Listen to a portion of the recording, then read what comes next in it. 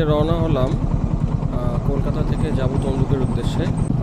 এবং ওখানে গিয়ে আমরা হন্ডা CB350 RS-এর একটা ডেলিভারি নেব এবং ওটা তমলুক বিগ উইং। আমার এক বন্ধু হন্ডা CB350 RS কিনছে, তো তাই আমরা রওনা হলাম এবং রওনা হয়ে তমলুক যাব।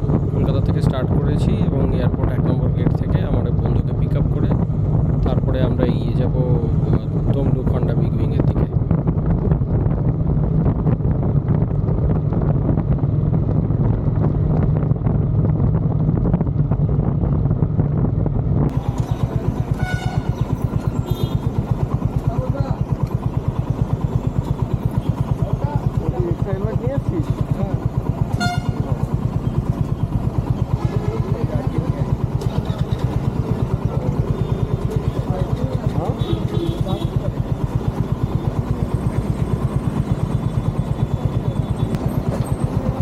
হেলমেটটা আমার রেখে দিয়ে যাই, বুঝেছো?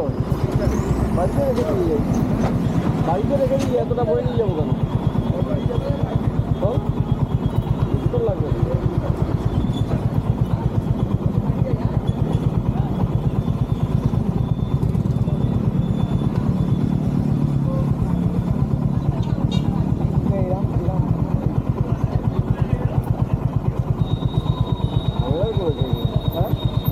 ঝামেলার করেছে।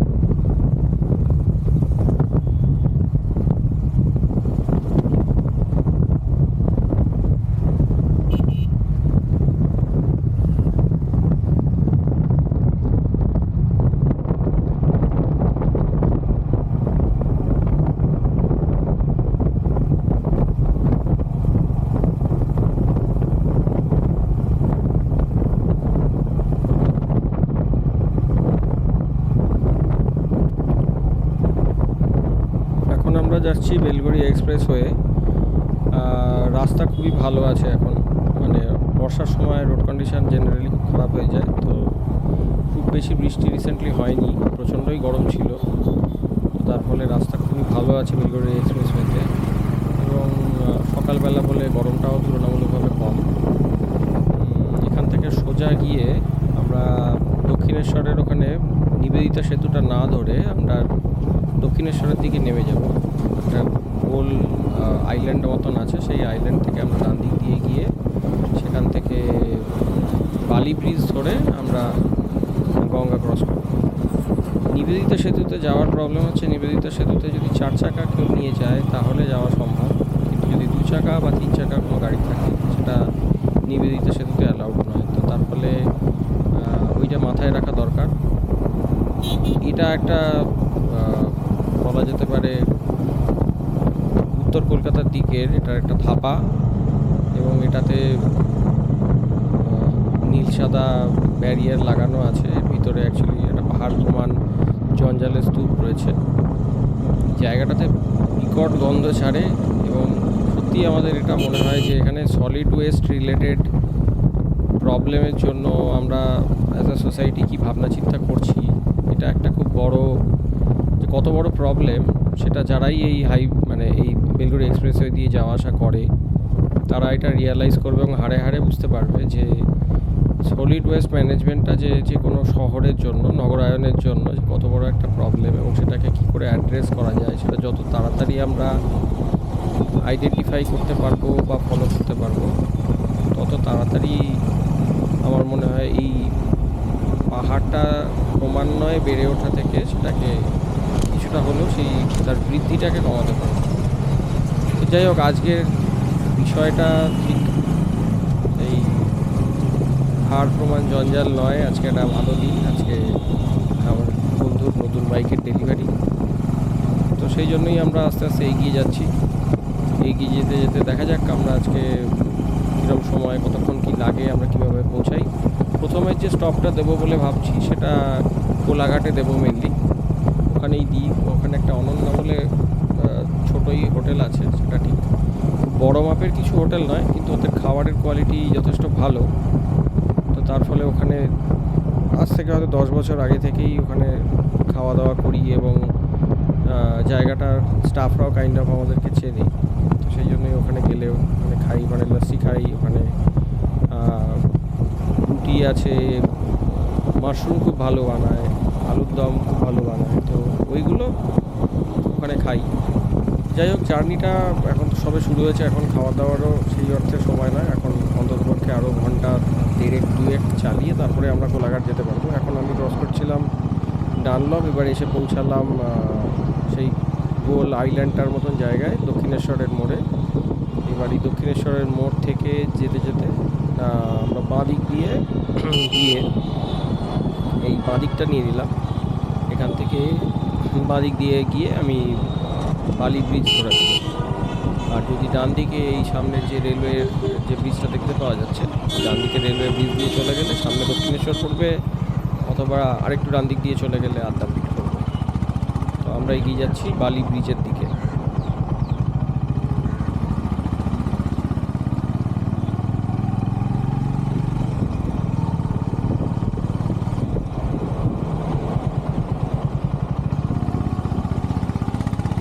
সন্ধ্যাবেলা যথেষ্ট ভিড় থাকে, কিন্তু এখন ভিড়টা দেখছি সকাল বলে অনেকটাই কম।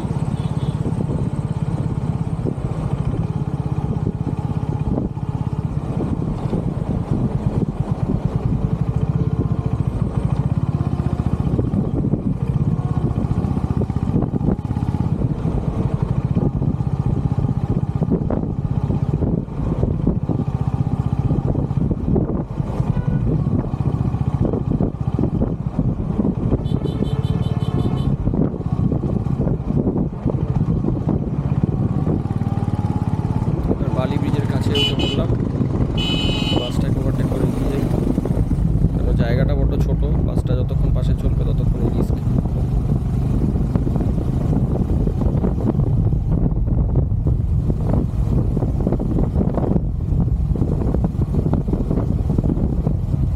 সকাল বলে ভিড়টা অ্যাকচুয়ালি নেই সেই অর্থে বলা যায়। বালি ব্রিজ এতটা ফাঁকা সকাল ছাড়া পাওয়া সত্যিই মুশকিল।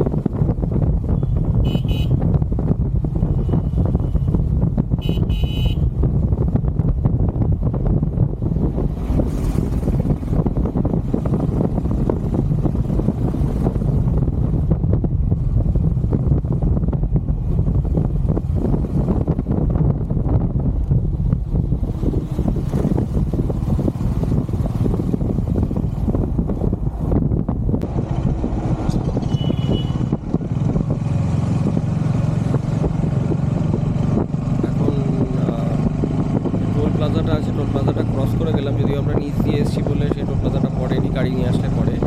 এখান থেকে রাস্তাটা দিল্লি রোড আর বোম্বে রোডে ভাগ হয়ে যাচ্ছে।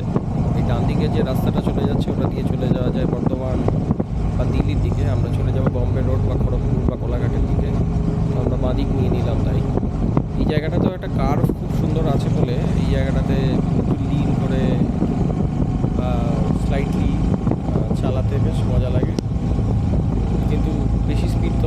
একটা বা বেশি এখানে রিল্যাক্স পেতে চালানো যায় না, তার কারণ জাস্ট ঢুকেই সাথে সাথে এই যে মার্চ করছে রাস্তাটা, এই রাস্তাটা আবার দিল্লি রোড থেকে এসে এইদিকে মার্চ করছে বোম্বে রোডে। সেই জন্য এখানে একটু সাবধানী থাকতে হয়। অনেক সময় জায়গাটা রোডটাতে এই ব্রিজের উপরটাতে ভাঙাও থাকে, সেই জন্য এখন একটু সাবধানে এগিয়ে যেতে হবে। রাস্তাটা ওভারঅল এখানেও দেখছি মোটামুটি দিল্লি রোডটা জানি না, কিন্তু বোম্বে রোডটা দেখছি মোটামুটি ফাঁকাই আছে সকাল বলে।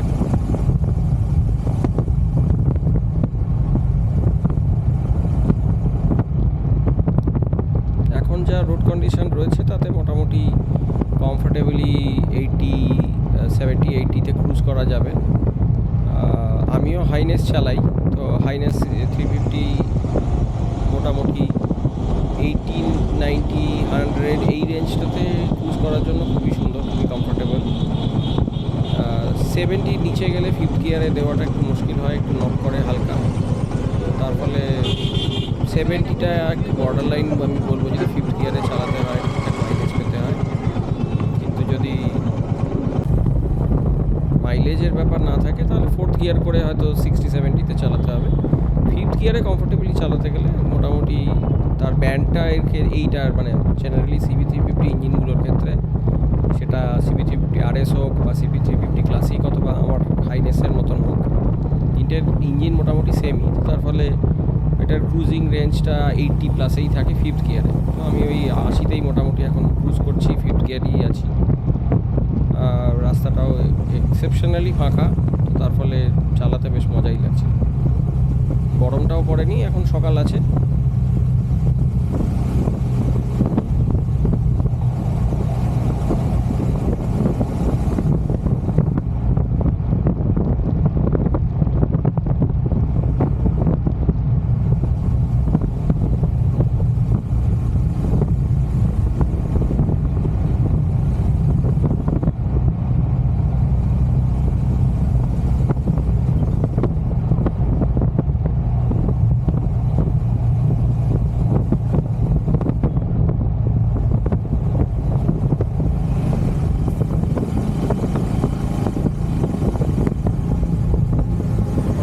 বাঁ দিক দিয়ে ওভারটেক করাটা হয়তো দেখে একটু রিস্কি মনে হতে পারে, কিন্তু সমস্যা হচ্ছে আমাদের এখানে এক তো হচ্ছে একদম বাঁ দিকের লেনটা, যেহেতু বাস থামায় বা লোক দাঁড়িয়ে থাকে বা অনেক সময় গাড়ি পার্ক করে থাকে বলে, সেই বাঁ দিকের 3 নম্বর একটু লাস্ট যে লেনটা থাকে সেই লেনটা জেনারেলি অকুপাইড থাকে বা সেই সেমি অকুপাইড স্টেটে থাকে। তো তার ফলে ট্রাক ড্রাইভার যারা হয় তারা জেনারেলি একদম ডান দিকে, যেমন এই হলুদ ট্রাকটা চলে গেল, এরকম ডান দিকে থাকে অথবা সেকেন্ড লেনে থাকে।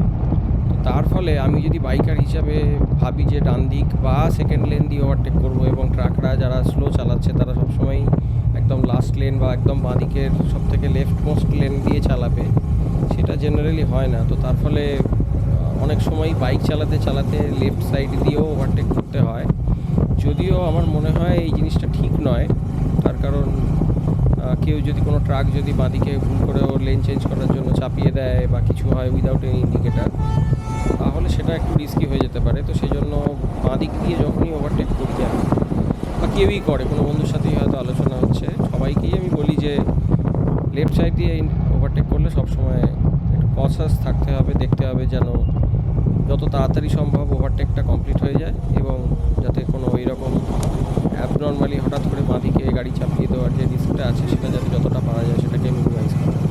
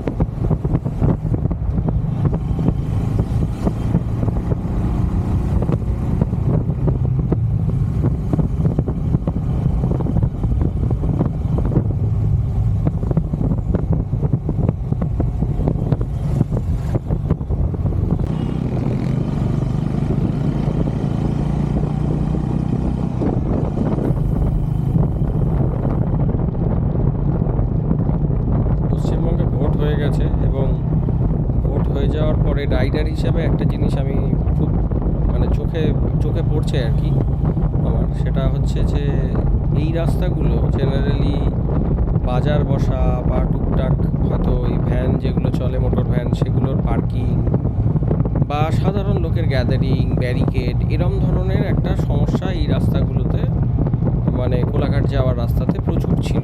সেটা রানীহাটির মোড় হতে পারে, উলুবেড়িয়া হতে পারে, বাগনান হতে পারে। তো এই জায়গাগুলোতে ভীষণ ভিড় থাকতো, তার ফলে চার চাকা তো ডেফিনেটলি চালাতে অসুবিধা হতো, তার কারণ সেই জায়গাগুলো সাংঘাতিকভাবে স্লো হয়ে যেত, সিগন্যাল পড়তো বারবার, সেটা তো হতোই।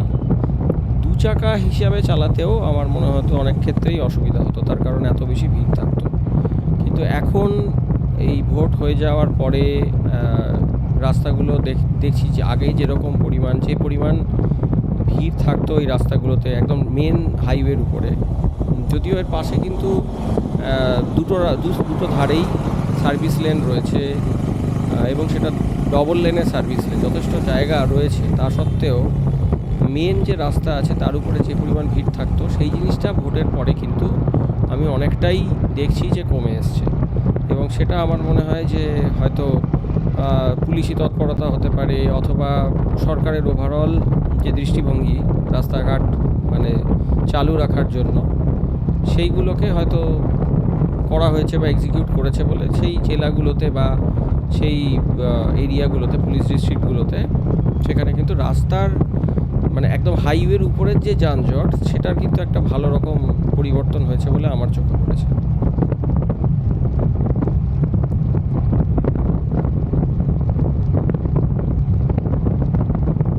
এখন যে জায়গাগুলো দিয়ে যাচ্ছি, এই জায়গাগুলোতে বেশ কিছু বিস্কিটের ফ্যাক্টরি রয়েছে, বিস ফার্ম বা অন্যান্য বেশ কিছু বিস্কিটের ফ্যাক্টরি রয়েছে। তার ফলে সকালবেলায় রাইড করলে একটা মজার ব্যাপার ঘটে, এত সুন্দর বিস্কিটের গন্ধ ছাড়ে, বিস্কিট বা পাউরুটি এরকম ধরনের জিনিসের গন্ধ ছাড়ে, যে এটা অ্যাকচুয়ালি একটু খিদেটাকে জাগিয়েই দেয়। তো তার ফলে গন্ধটা ভালো হওয়ার সত্ত্বেও খিদেটা একটু বেশি করে পায়।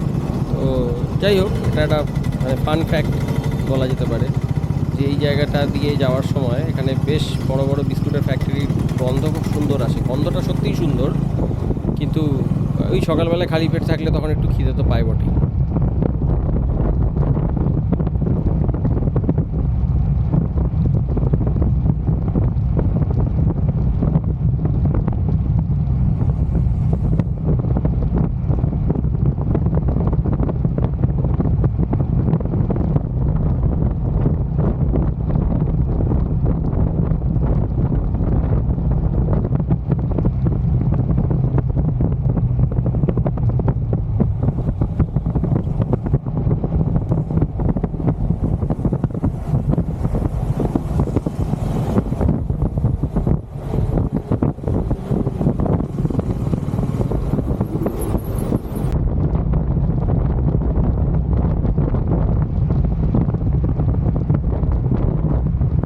আমি যে ক্যামেরাটা দিয়ে মেনলি মোটো ব্লগিংটা করছি, মোটো ব্লগিংও বলা ঠিক হবে না হয়তো, এটা আমার যে জার্নিটাকে এটাকে আমি রেকর্ড করে রাখছি এবং এটা সবার সাথে শেয়ার করার চেষ্টা করছি। কেন অনেকেই আছে খুব মোটো ব্লগিং সিরিয়াসলি করেন এবং তারা প্রচুর জিনিস আছে যেগুলো কভার করার চেষ্টা করেন তাদের ভিডিওতে, এবং সেটা ভিডিওটাকে খুবই ইন্টারেস্টিং বানায়। কিন্তু আমি সেই অর্থে হয়তো অনেকগুলো মাল্টি ক্যামেরা সেট আপ বা ড্রোন শট এইগুলোতে এখনও অভ্যস্ত নই। এটাকে রেকর্ড করার জন্যই রেকর্ড করা। তো তার ফলে আমি যে ক্যামেরাটা ইউজ করছি এখন, সেটা হচ্ছে Insta360 X3। একটু একদম মোস্ট আপডেটেড Insta360 নয়, কিন্তু আমার তো ব্যবহার করার অভিজ্ঞতাটা Insta360 বেশ ভালো। স্টার্ট স্টপ করার জন্য ইনস্ট্যান্ট বাটন রয়েছে। আমি মেনলি হ্যান্ডেল বারের উপরে মাউন্ট করেছি আমার ইনস্টাটাকে, এবং এটা Insta360 ডিগ্রি ক্যামেরা হওয়ার ফলে যেটা হয় সেটা হচ্ছে যে কোনো দিকেরই আমি চাইলে মানে ভিডিও চাইলে দেখতে পারি। যেমন কখনো হয়তো আমার নিজের দিকে আমি ক্যামেরাটা ঘুরিয়ে দেখলাম, কখনো হয়তো রোড কীরম যাচ্ছে, রাস্তাটা কীরমভাবে আসছে, অ্যাপ্রোচ করছে, সেটার ভিডিও নিলাম, বা পাশে কোনো রাইডার থাকলে কাকে কেমন দেখতে লাগে বা সে কীভাবে রাইড করছে, কোন বাইকে রাইড করছে, এইগুলোও দেখতে পাওয়া যায়। তো তার ফলে ইনস্টা 360 ডিগ্রির একটা ফ্লেক্সিবিলিটি তো ডেফিনেটলি রয়েছে বলে আমার মনে হয়েছে। কিন্তু একটা জিনিস আছে যে এই ক্যামেরাটা যেহেতু একটা 360 ডিগ্রি ক্যামেরা, তো তার ফলে একটু ক্যামেরার মধ্যে একটা ফিশ আই এফেক্ট হয়, যেটা বেসিক্যালি একটু ভিডিওটাকে একটু রাউন্ডেড টাইপের করে দেয়, যেটা হয়তো অ্যাকশন ক্যামেরা হলে তুলনামূলকভাবে কম হতো। কিন্তু এটা যেহেতু 360 ডিগ্রি ক্যামেরা, সেই জন্য একটু গোলচে গোলচে লাগে ছবিগুলো, একটু আনন্যাচারাল লাগে। এটা একটা কম্প্রোমাইজ বলা যেতে পারে। আদার দ্যান দ্যাট আমার মনে হয় ক্যামেরাটা যথেষ্ট ভালো এবং এফেক্টিভ এবং খুব সুন্দর রেকর্ড করে ফুটেজ। খুব একটা আমার এখন অবধি একবারও হয়নি যে খারাপ হয়ে গেছে। খুব গরমে আমি চালিয়েছি, কখনো ক্যামেরা ম্যালফাংশন করেনি। তো তার ফলে আমার বিশ্বাস যে ক্যামেরার প্রসেসিং পাওয়ার বা অন্যান্য যেগুলো আছে সেগুলো যথেষ্ট ভালো। সেই জন্য এটা খুব একটা এখন অবধি আমাকে কোনো প্রবলেম দেয়নি।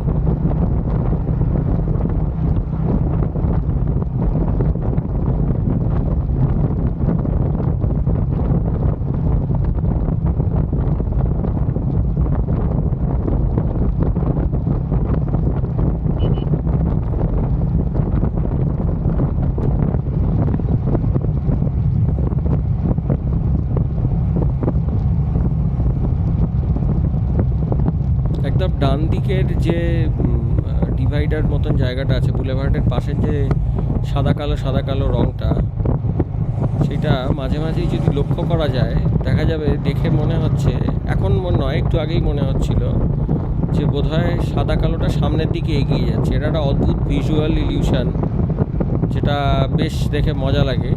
যে স্পিডের সাথে সাথে অনেক সময়ই মনে হয় যে এইবার আবার যেমন এই সামনের দিকে যাচ্ছে বলে মনে হচ্ছিল। তো এটা একটা বেশ ইন্টারেস্টিং জিনিস আমার মনে হয়, যে মাঝে মাঝেই দুম করে মনে হচ্ছে যেন কালো সাদাটা পিছিয়ে যাওয়ার কথা, তার জায়গায় হঠাৎ মনে হয় যে হয়তো এটা সামনের দিকে এগিয়ে যাচ্ছে।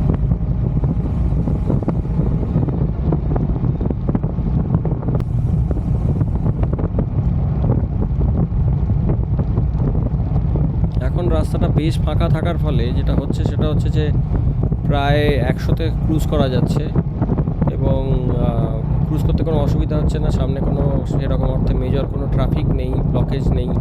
3টে লেন আছে, 3টে লেনেই গাড়ি চলছে। তবে মাঝে মাঝে ফাঁকা আছে বলে আবার ওভারটেক করতেও সেই অর্থে খুব একটা বেশি অসুবিধা হচ্ছে না। এইবার কোলাঘাট ব্রিজ ক্রস করছি, এসে গেলাম কোলাঘাটে। দেখতে দেখতে কলকাতা থেকে কোলাঘাটের জার্নি কমপ্লিট হলো। কোলাঘাট ব্রিজ ক্রস করেই নেমে তারপরে সেখান থেকে আমরা বাঁদিকে আমরা যে ওই অনন্যা বলে যে জায়গাটায় খাই জেনারেলি, সেই জায়গাটায় যাব। আগে অনেকগুলো কাট ছিল যেখান দিয়ে ঢোকা যেত ওই সার্ভিস লেনটাতে, যেখানে বেসিক্যালি হোটেল বা রেস্টুরেন্টগুলো রয়েছে, খাবারের জায়গাগুলো রয়েছে। কিন্তু এখন ওই নাম্বার অফ কাটগুলো বোধহয় অনেকটাই কমিয়ে দিয়েছে। তার ফলে সেকেন্ড বা থার্ড কাটের মধ্যে ঢুকে যেতে হয়। এরকম একবার হয়েছিল যে আমি কাটটা মিস করে গেছি, ভেবেছি যে পরের কাট দিয়ে ঢুকবো একদম হোটেলের কাছে, কিন্তু হোটেলের কাছের কাটটা দেখতে পেলাম না তখন। তো তারপরে একদম সামনে এগিয়ে সেখান থেকে এসে তারপরে আবার ব্যাক করে আবার ইউটার্ন মেরে এসে আবার হোটেলে ঢুকতে হয়েছিল। তো এটাকে অ্যাভয়েড করার চেষ্টা করব। এখন এগিয়ে যাব, দেখবো যে জাস্ট নামার পরেই ওখানে একটা কাট রয়েছে, সেই কাটটা দিয়ে ঢুকে যাব এবং ঢুকে গিয়ে তারপরে এই একটা কাট চলে গেল, সেটা দিয়ে ঢুকে গিয়ে অনন্যাটা খুঁজে দেবো।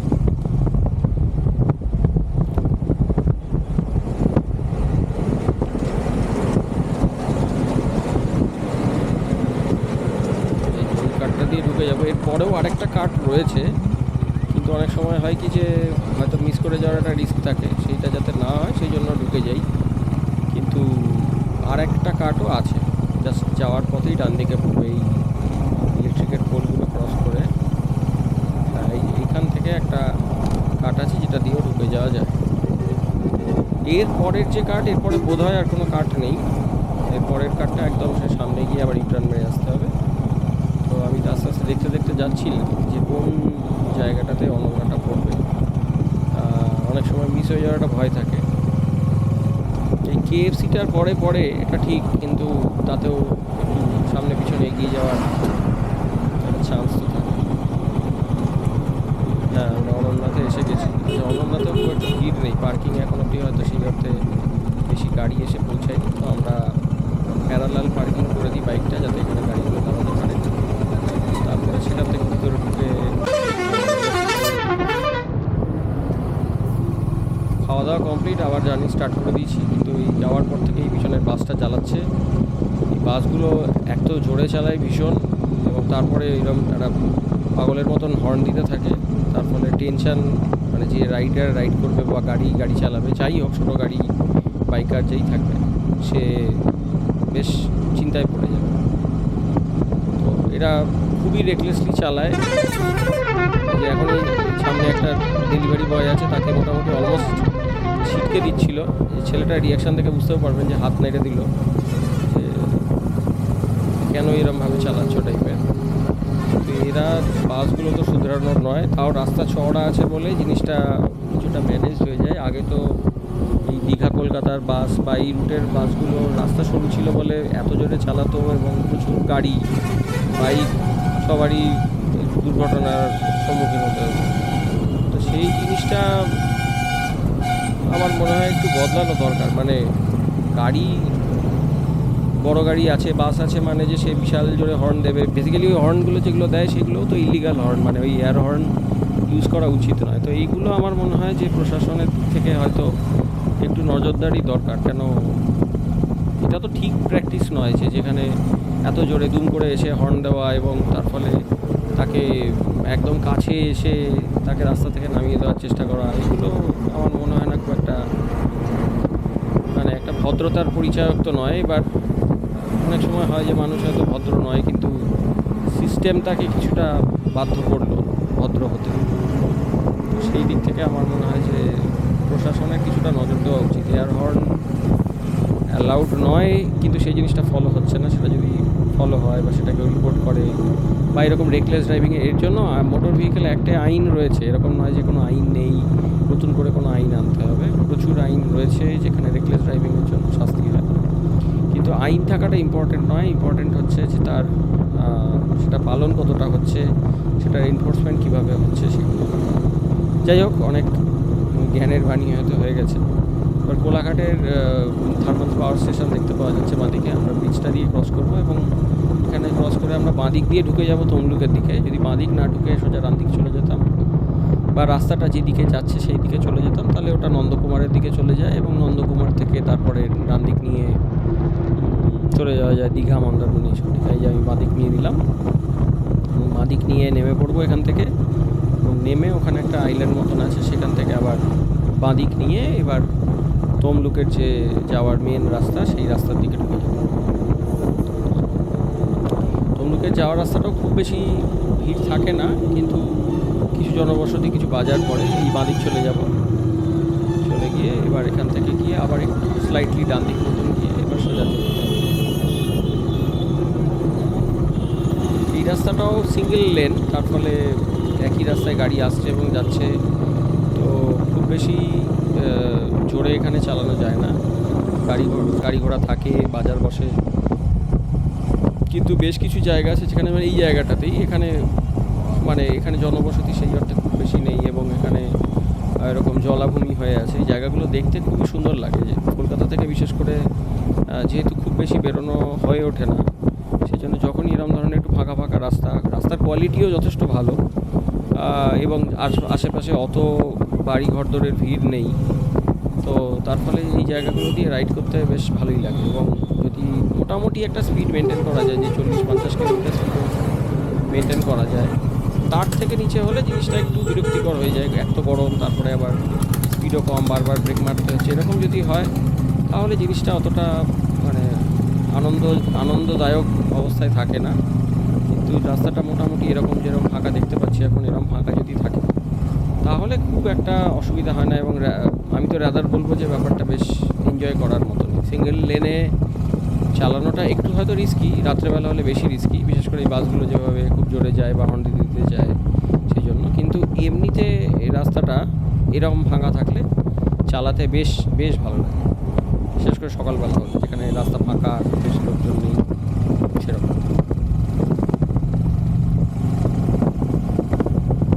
এখান থেকে তমলুক খুব বেশি দূরে নয়। এই জলাভূমি বলছিলাম, এখানে এই বাঁদিকের জায়গাগুলো মোটামুটি ডান দিকটা পুরোটাই জলাভূমি। বর্ষার সময় এখানে জল উঠে যায় অনেকটা, কিন্তু এখন সেই অর্থে জল নেই।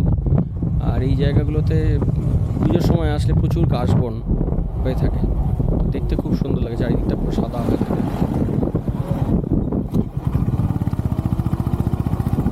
এই তমলুকের এই রাস্তাটাতে কিছু স্পিড ব্রেকার আছে যেগুলো বেশ একটু অদ্ভুত ধরনের, মানে ঠিক গোল টাইপের নয়, চ্যাপটা এবং চওড়া টাইপের কিছু স্পিড ব্রেকার এই তমলুকের এখানে আছে, যেটা আমার মনে হয় যে একদিক থেকে ভালো, যে কোচা কোচা ছোট অথচ বড় মানে উঁচু যে স্পিড ব্রেকারগুলো ওইগুলো অনেক বেশি সমস্যা। মানে জোরে কেউ ভুল করে চলে গেলে সেটাতে গাড়ির ক্ষতিও হয়, সেটা 4 চাকা বা 2 চাকাই হয়ে থাকে। এই স্পিড ব্রেকারগুলো হচ্ছে স্পিড অ্যাকচুয়ালি কিছুটা ব্রেক করে, কিন্তু আবার গাড়িরও যদি কেউ মানে ক্ষতি তুলনামূলকভাবে কম হবে। তার ফলে আমার মনে হয় যে এরকম একটু গোলছে এবং চওড়া স্পিড ব্রেকার বেশি হলে ওরকম উঁচু এবং খোঁচা স্পিড ব্রেকারের তুলনায় আমার মনে হয় এগুলো বেটার।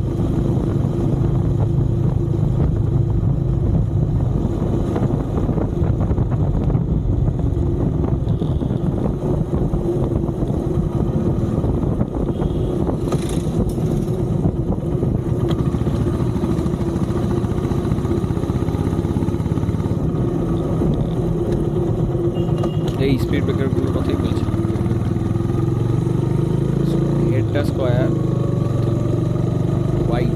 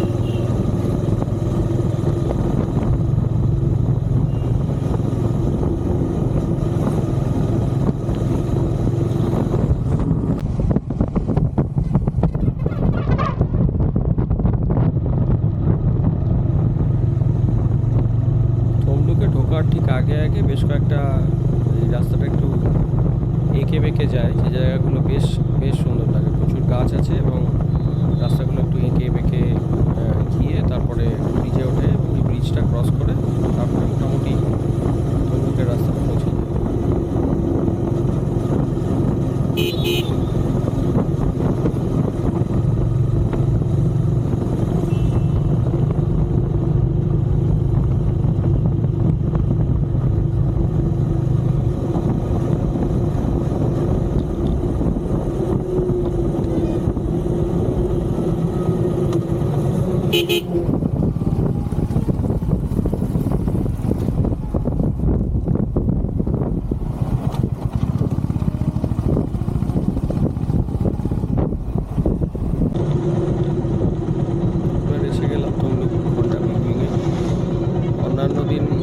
বাইক সার্ভিস করাতে, শুনলে অবাক লাগবে, কলকাতা থেকে আমি সার্ভিস এখানে করাই, এখানকার স্টাফ খুব ভালো, বেশ কেয়ার করে সার্ভিস করে, তার ফলে এখানেই করাই।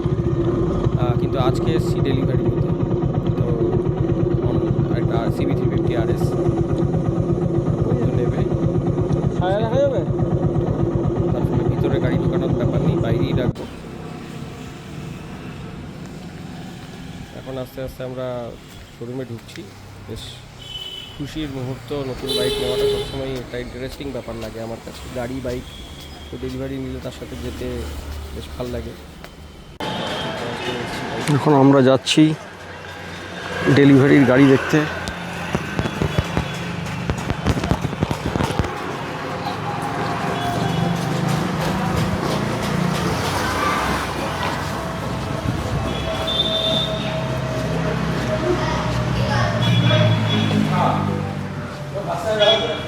কোথায় দেখছিস? কোন দিকে আছে? যা, ওখানে স্টকের মধ্যে রাখার কথা ছিল, বলেছিল নিচে, কিন্তু দেখলাম স্টকে নেই, তো আমরা তাই সার্ভিস সেন্টারের দিকেই যাচ্ছি, পিছনে সার্ভিস সেন্টারটা, যদি ওখানে গাড়িটা রাখা যায়। দুটোই ডান হাতে সার্ভিস সেন্টারে।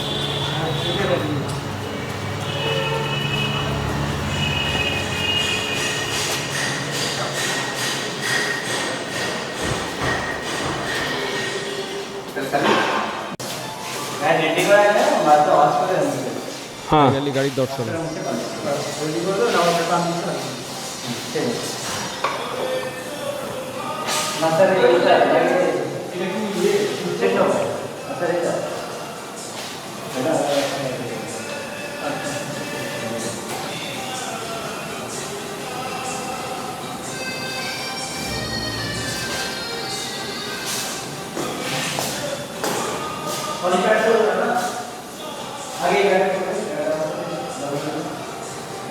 কালারটা বেশ সুন্দর। আরএস হিসাবে আরএসের আগের কালারগুলো অন্য অন্য কালার হতো, কিন্তু এখন যে কালারগুলো দিচ্ছে বেশ ইন্টারেস্টিং কালার, বেশ দেখতে সুন্দর লাগছে।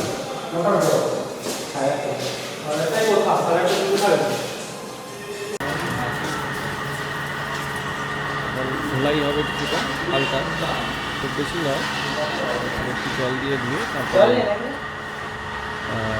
মোছামুছি করা হবে।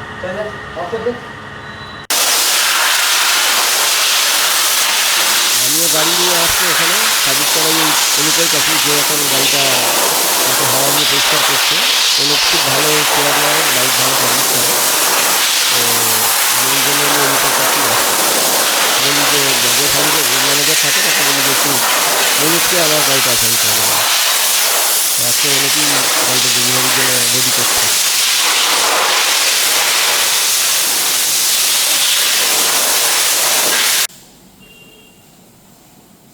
ধোয়াধুয়ি হয়ে গেছে, এবার মোছামুছি চলছে, একটু সাজুগুজু হচ্ছে।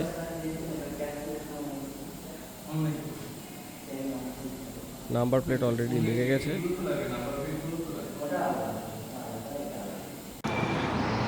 আরএস কেনার পিছনে কারণটা কি?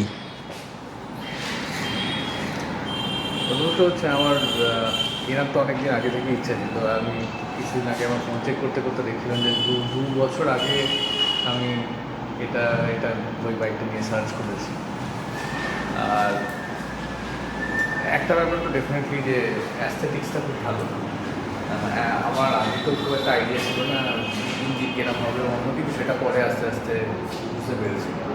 আর তোর বাইকের ব্যাপারে এবং তার ঠিক কোথায় কোথায় গেছে সেটার সঙ্গে তার একটা কনফিডেন্সও তৈরি হয়েছে। Then most importantly Honda being a reliable engineering, they provide engineering solutions, is reliable and optimized. আমার জন্য সেটা খুব একটা ইম্পর্টেন্ট ফ্যাক্টর। আমি খুব একটা স্পিডের ব্যাপারে আগ্রহী নয়, খুব একটা কোনো একটা সেন্টিমেন্টের ব্যাপারে আগ্রহী নয়, যেটা অনেক সময় রয়্যাল এনফিল্ডের সাথে অ্যাসোসিয়েটেড হয়। আর রেট্রো মডার্ন রেট্রো ব্যাপারটা আমার খুবই পছন্দের, মানে আমার অ্যাস্থেটিক্যালি সব থেকে পছন্দের ডিজাইন বাইকের জন্য আমার ক্যাটেগরি বাইকের জন্য।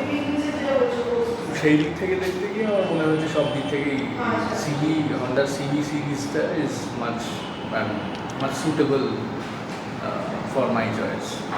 তার মধ্যে তিনটে জিনিসই আমার পছন্দ। আইনেসও আমার খুবই পছন্দ ছিল, বিকজ আমি বারবার বলি এটা একদম absolute essential design, no externality, no nothing that is not functional. কিন্তু আমার যেহেতু একটু অ্যাস্থেটিক ব্যাপারটাও পছন্দ, তার ফলে আরএসের লুকটা এবং এই যে স্পোর্টি ব্যাপারটা এবং বিগ ফ্যাট টায়ার, এই জিনিসগুলো বেশ ভালো লেগেছে। ফাইনালি ডেলিভারি এবং ডেলিভারির কয়েকটা ছবি কেনার পালা। কিন্তু হন্ডার বিগ উইংয়ের শোরুমটা অ্যাকচুয়ালি তমলুক, কলকাতা থেকে গেলে তমলুকের শহরে ঢোকার একটু আগের দিকেই আছে। তমলুকে আমার আরেকজনের সাথে দেখা করার ছিল, আরেক দাদার। সেই দাদার আবার হন্ডা সিবি 350 ক্লাসিক রয়েছে, যদিও ওনাকে এই ভিডিওতে দেখতে পাওয়া যাবে না, কিন্তু ওনার সাথে দেখা করার ব্যাপার ছিল, তো সেই জন্য একটু তমলুক শহরের দিকে আমি যাচ্ছি। আমি আগে কখনো তমলুক শহরের একবার কি দুবারই এসেছিলাম, তো তারপরে তমলুক শহরটা খুব বেশি চেনা আমার নয়।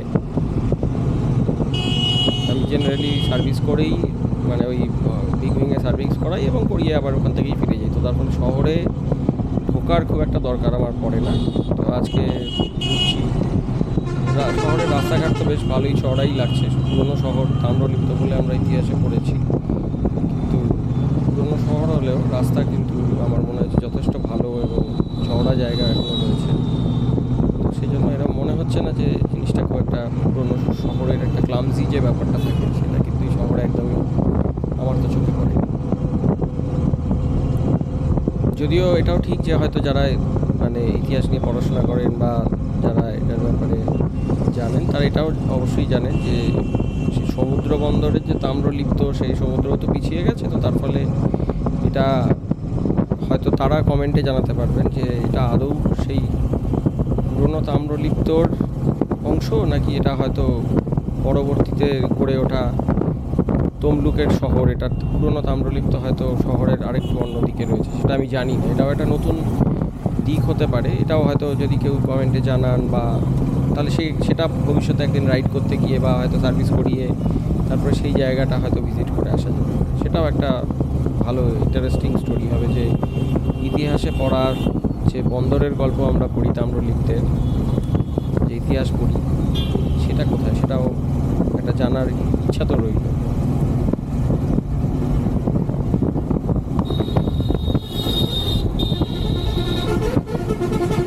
এখানেও বাসগুলো সেই একই রকমভাবে এয়ারহর্ন দিতে দিতে তীব্র গতিতে যাচ্ছে এবং এই যে টোটোটাতে প্রায় লাগতে লাগতে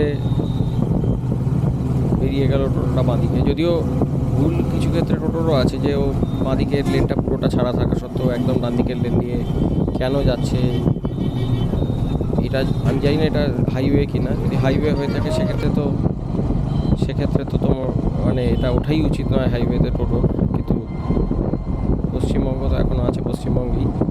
তো তার ফলে হাইওয়ে হোক বা যাই সব জায়গাতেই এখনও টোটো তো রয়েছে।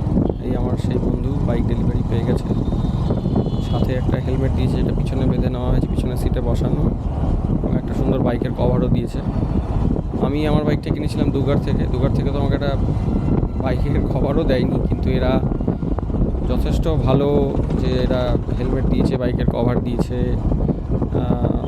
আমার মনে হয় যে ওভারঅল তমলুক বিগ উইংয়ের এক্সপিরিয়েন্স আমার সার্ভিস করানোর খুবই ভালো, এবং আমি আরেকজনকে বাইক কিনতে দেখলাম চোখের সামনে, এবং আমার দুগার থেকে বাইক কেনার যে অভিজ্ঞতা তার থেকে তো আমি বলবো যে প্রচুর ডিফারেন্ট এখানকার অভিজ্ঞতা, এবং এখানকার স্টাফরা যথেষ্ট আন্তরিক কথা শোনে, যেটা আর কি খুবই একটা ইম্পর্টেন্ট ব্যাপার। আমি দীর্ঘদিন দুগার থেকে সার্ভিস করানো বন্ধ করে দিয়েছি। হঠাৎ করে একজন মহিলা দেখলাম ফোন করলো দুগারের সার্ভিস থেকে যে আপনি কেন সার্ভিস করাচ্ছেন না, আপনার কি সার্ভিস ডিউ আছে? তাই বললাম যে না, আমার সার্ভিস ডিউ হলে আমি জেনারেলি তমলুক থেকে সার্ভিস করিয়ে নিই। তো উনি তখন জিজ্ঞেস করলেন কেন করান, তমলুক থেকে আপনি তো বাড়ির কাছেই হয় এটা। তো আমি তখন ওনাকে এটাই বলেছিলাম যে আপনাদের ওখানে সমস্যা এটাই যে আপনাদের ওখানে না সার্ভিস অ্যাডভাইসার না কোনো টেকনিশিয়ান যারা বাইকে কাজ করছে তারা কোনো কথা শোনে না, এবং কোম্পানি যে চেকলিস্ট দিয়ে দেয় সার্ভিসিংয়ের ক্ষেত্রে সেই চেকলিস্টের বাইরে বা সেই চেকলিস্টের হয়তো লেখা নেই এরকম বেশ কিছু কাজ থাকে যেগুলো হয়তো একজন রাইডার তার ফিডব্যাক হিসাবে সে যে সার্ভিস দিচ্ছে, মানে যে টেকনিশিয়ান সার্ভিস দিচ্ছে বা যে সার্ভিস অ্যাডভাইসার সেই সার্ভিস ডেলিভারিটাকে সুপারভাইজ করছে তাকে হয়তো বলার মতন বা আলোচনা করার মতন জায়গা থাকে। সবসময় নয় যে আমি যেটা বললাম সেটাকে ফিক্স করে দিতে হবে, এবং সেটা তমলুকেও হয়তো কখনো হয়েছে যে আমি 5টা জিনিস বলেছি তার মধ্যে হয়তো 2 বা 3টে জিনিস ফিক্স করা গেছে, বাদ বাকিগুলো হয়তো ফিক্স করার মতন অবস্থায় ছিল না, বা ওরা হয়তো আইডেন্টিফাই করতে পারছিল না, কিন্তু আমার মনে হচ্ছিল সেরকম। তো সেটা সবসময়ই হয়। যেমন আমার এর আগে যখন সার্ভিস করাতে গিয়েছিলাম রিসেন্ট যে সার্ভিস করালাম তার আগে, তখনই আমি সার্ভিসের যে করছিল তাকে আমি বলেছিলাম যে আমার বাইকটা মনে হয় যখন আমি কোনো টার্ন করছি বা একটু হাই স্পিডে কর্নারিং করছি সেই সময় একটু হঠাৎ করে মনে হচ্ছে বোধহয় হ্যান্ডেলটা একটু তুলে যাচ্ছে বা একটু ডিসব্যালেন্স হয়ে যাচ্ছে, এইটা কেন হচ্ছে? তো সেটা ওরা রেসার বল টলগুলো একটু টাইট ফাইট করে দিয়েছিল, একটু দেখে দিয়েছিল, তাতে হয়তো প্রবলেমটা কিছুটা কমেছিল কিন্তু পুরোপুরি যায়নি। এবারে যখন লাস্ট সার্ভিস করাতে গেলাম তখন ওরা বললো যে আপনার রেসার বল চেঞ্জ করবে। তো আমি তখন বললাম যে আমি আগেরবার যখন বলেছিলাম তাহলে কি সেই প্রবলেমটা রেসার বলের জন্যই? তো ওরা বললো যে হ্যাঁ, এটা রেসার বলের জন্যই হচ্ছিলো এবং আপনি চেঞ্জ করে নিলে প্রবলেমটা চলে যাবে, এবং সত্যিই সেই প্রবলেমটা চলে গেল। তো তাই জন্য আমি এদের দোষ দিচ্ছি না যে ওরা প্রথমবারই রেসার বল বদলে দিতে পারতো, ওরা দেখেছে হয়তো যে রেসার বল একটু চলবে, সেই জন্য ওরা হয়তো চেঞ্জ করে। যাই হোক, আমাদের যা দেখা করার ব্যাপার ছিল সেই তমলুক শহরে দেখা করা হয়ে গেছে। এবার আমরা আবার প্রত্যাবর্তন করছি কলকাতার দিকে, এবং সামনে যে বাইকটা যাচ্ছে ওইটাই হচ্ছে নতুন ডেলিভারি নেওয়া বাইক RS CB 350 RS। বাইকটা পিছন থেকে বেশ সুন্দরই লাগছে। আমার তো ব্যক্তিগতভাবে এক্সস্ট নোট যেটা আছে, বেসিক্যালি সাইলেন্সারের শব্দটা, সেইটা কিছুটা দুটো বাইকের একই রকমই লাগছে। আমি জানি না, হয়তো যারা RS চালান তারা আরেকটু ডিফারেন্ট করতে পারবেন। তার কারণ হচ্ছে ওটা বোধহয় শেপটা দুটোরই একই রকম, দুটো সাইলেন্সার। ক্লাসিকের সাউন্ডটা একটু ডিফারেন্ট, ইঞ্জিনটা সেম হওয়া সত্ত্বেও, যেহেতু সাইলেন্সারটা একটু লম্বাটে টাইপের, সেই জন্য ওর এক্সস্ট নোটটা ক্লাসিকের ক্ষেত্রে একটু আলাদা। কিন্তু আমার RS এবং হাইনেসের কিন্তু এক্সস্ট নোটটা অলমোস্ট একই রকমই লাগলো, খুব বেশি ডিফারেন্ট লাগলো না। যদিও ওদের সাইলেন্সারটা মানে RS-এর সাইলেন্সারটা পুরো অল ব্ল্যাক, আর হাইনেসের ক্ষেত্রে ওটা সাইলেন্সারটা ক্রোম, এটা একটা ডিফারেন্স রয়েছে। আদার দ্যান দ্যাট আমার মনে হয় নোটটা অলমোস্ট দ্য সেম।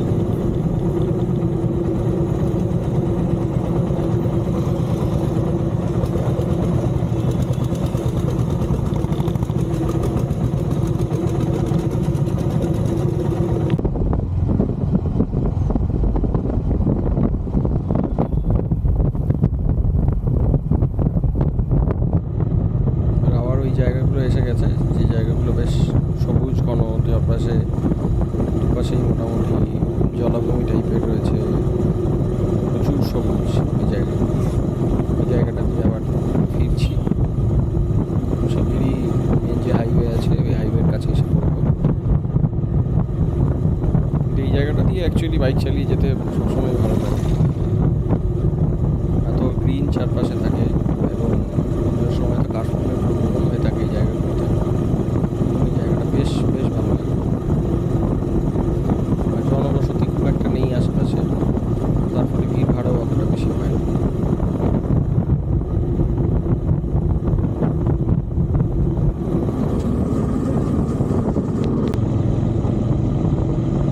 এবার ওই রাস্তাটা দিয়ে ডান দিক নিয়ে আমরা আবার এবার মেন হাইওয়ের দিকে উঠে পড়ছি। সোজা গেলে কোলাঘাট পড়বে, পিছন দিকে হলদিয়া বা নন্দকুমার। সোজা বেশ কিছুটা গেলেই কোলাঘাট পড়বে। অন্যান্য দিন জেনারেলি কোলাঘাটে কোথাও একটা দাঁড়িয়ে ফেরার পথে হয়তো একটু লাইম সোডা বা লাসি বা কিছু একটা খাওয়ার চেষ্টা করি। কিন্তু যেহেতু এখান থেকে ফেরার পথে তমলুক থেকে কোলাঘাটের ডিস্টেন্সটা খুব বেশি নয় এবং আজকে সেই অর্থে সার্ভিস করানোর ছিল না, তো তার ফলে বেশিক্ষণ দাঁড়াতে হয়নি এবং ডেলিভারিটাও সুপার ফাস্ট হয়েছে।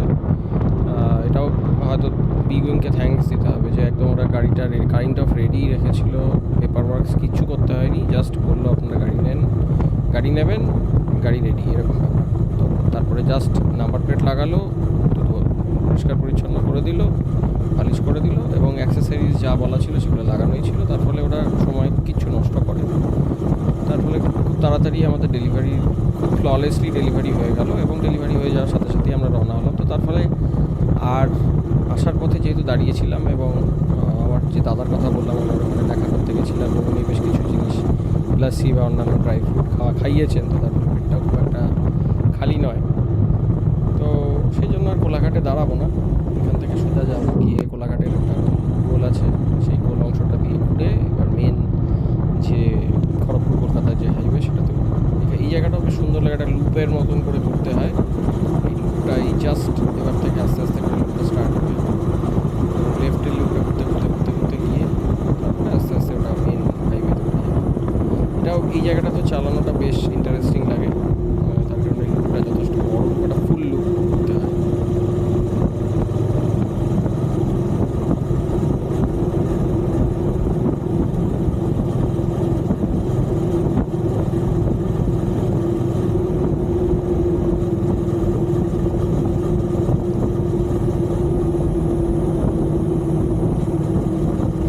প্রায় এবার শেষের দিকে এসছে, এখনও কনস্ট্যান্টলি লুপটা ঘুরছে।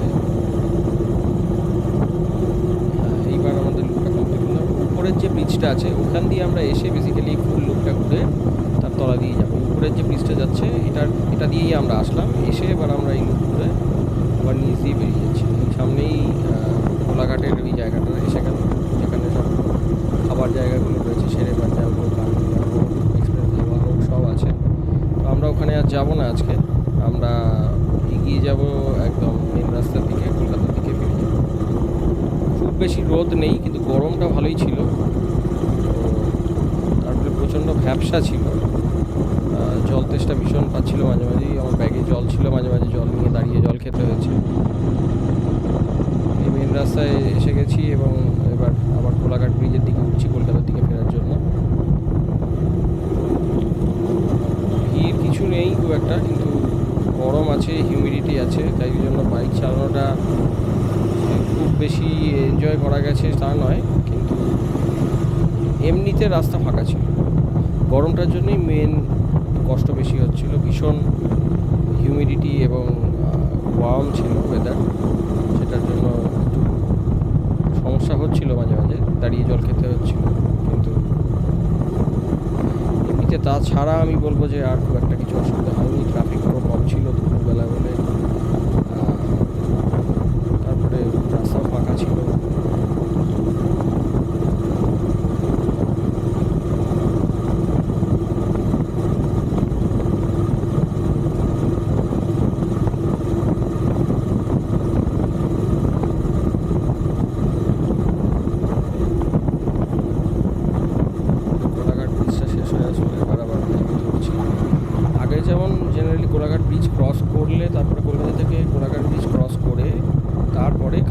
এইগুলো সব থাকতো।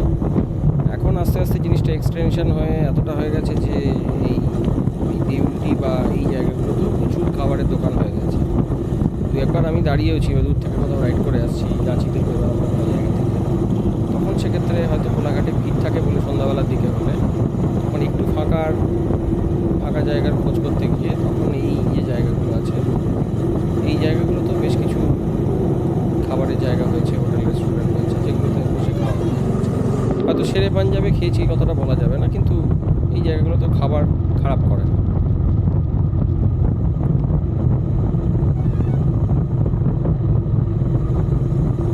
এই কলকাতা থেকে এই যে যাওয়ার রাস্তাটা আছে, কলকাতা থেকে খড়গপুর যাওয়ার রাস্তাটা কিছু এখানে বেশ কিছু সেকশন আছে, যেমন এই যে সেকশনটার কথা আমি দেখছি, এই কথাটা বলছি, এই সেকশনটা একটা এলিভেটেড সেকশন, নিচে ডান দিকে বাঁ দিকে প্রচুর জনবহুল জায়গা রয়েছে এবং এই এলিভেটেড সেকশনগুলো আমার মনে হয় যে 4 চাকা যারা চালাচ্ছে বা 2 চাকা যারা চালাচ্ছে বা ট্রাক যারা চালাচ্ছে তাদের জন্য খুব একটা ইম্পর্টেন্ট জিনিস। তার কারণ যদি এটা এরকম এলিভেটেড রোড না হতো, এটা যদি মেন নিচ দিয়েই যেত, তাহলে কী হতো, যেহেতু এখানে প্রচুর জনবসতি রয়েছে, মেন যে ওই জনবসতির যে ট্রাফিকটা, সেই ট্রাফিকটা তখন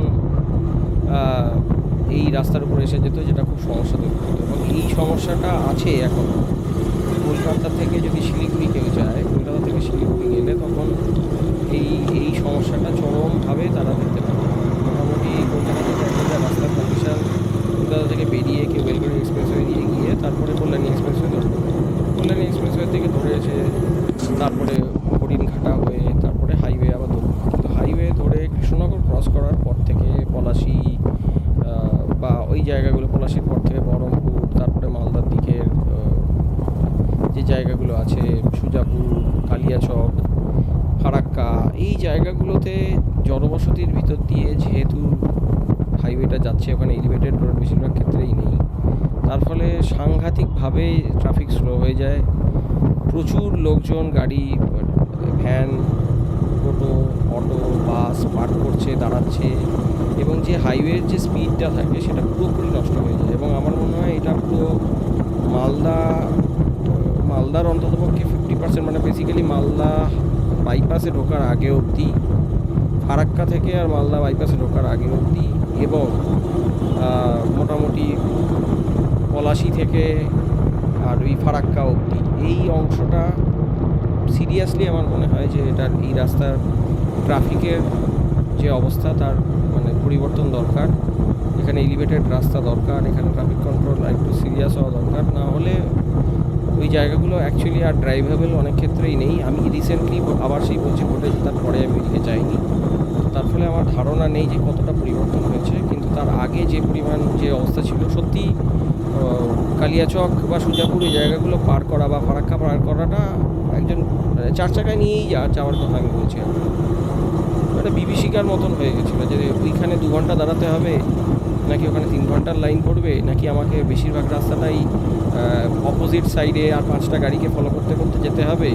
এবং সারপ্রাইজিংলি অপোজিট সাইড দিয়ে গেলে পুলিশও কিছু বলে না, মানে মেন সাইড দিয়ে যেটা লেফট সাইড, সেই লেফট সাইডে এতটাই ক্যাওটিক জ্যাম হয়ে থাকে যে 3টে লেনেই পুরো ট্রাক দাঁড়িয়ে আছে, এবং সেটা 2 কিলোমিটার 5 কিলোমিটারের লাইন, তার ফলে প্রাইভেট কারগুলো সব ডান দিক দিয়ে যায়, এবং সেটাই একটা অলিখিত নিয়মের মতন পর্যায়ে চলে গেছে, যেটা আমার মনে হয় যে ঠিক নয়। সেই জিনিসটা পরিবর্তন দরকার। এই যে এখানেও যেমন এলিভেটেড রোড রয়েছে, এরকম ধরনের এলিভেটেড রোড যত বেশি তৈরি হবে ওই নর্থ বেঙ্গলের রাস্তাতে, তত আমার মনে হয় যে ট্রাফিকের স্পিড বাড়বে এবং ট্রাফিকটা তত স্মুথ হবে।